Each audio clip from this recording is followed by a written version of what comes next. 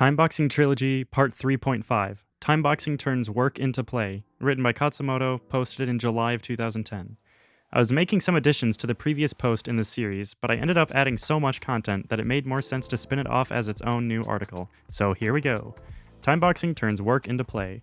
I love how nested timeboxing makes virtually any work feel like web surfing, mindlessly moving from one interesting thing to the next. Except, of course, in this case, we're doing something immediately productive. I use the word mindless deliberately.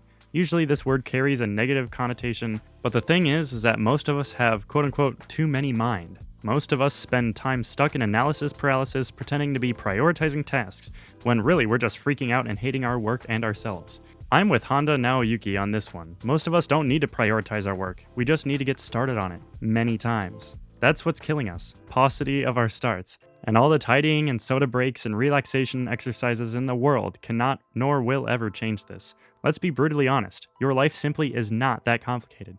Most of the time, you already know what your top priority direction is. The only question is, are you headed in it? That's why I found timeboxing to be such a great tool. Timeboxing, used skillfully, is all about shut the truck up and just effing do it, minus the meanness.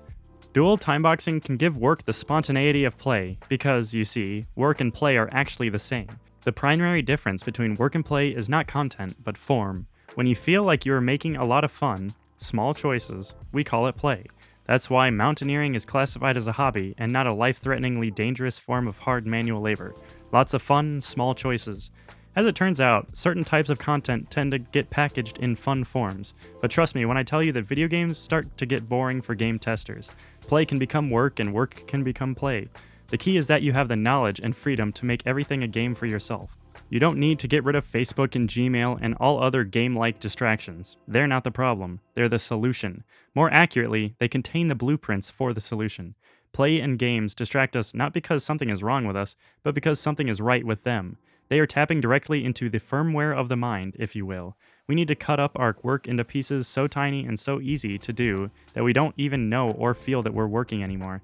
We need to turn our mind into Farmville. That's what these 90-second spurts are to me, a game. Why bother change our nature? Why pretend that we don't, as human beings, prioritize short-term gain over long-term gain? We're not going to win by forcing ourselves away from that. We have tried. Heaven knows we've tried. And it doesn't work. Correction, it does work, but only when someone else is there to coerce us, and it fails as soon as that person disappears. This is why so many former professional athletes are obese. It's not age, it's dependence on coercion. We will win consistently when we use our strengths and use our nature and use our short attention spans to do fun, instantly rewarded little things that just so happen to produce long-term gain. If worrying is about having too many mind, then flow is all about losing your mind. How do I keep coming up with these? To the extent that dual timeboxing can help get rid of too many mind, you could argue that it is helping us induce flow states, and that's fun.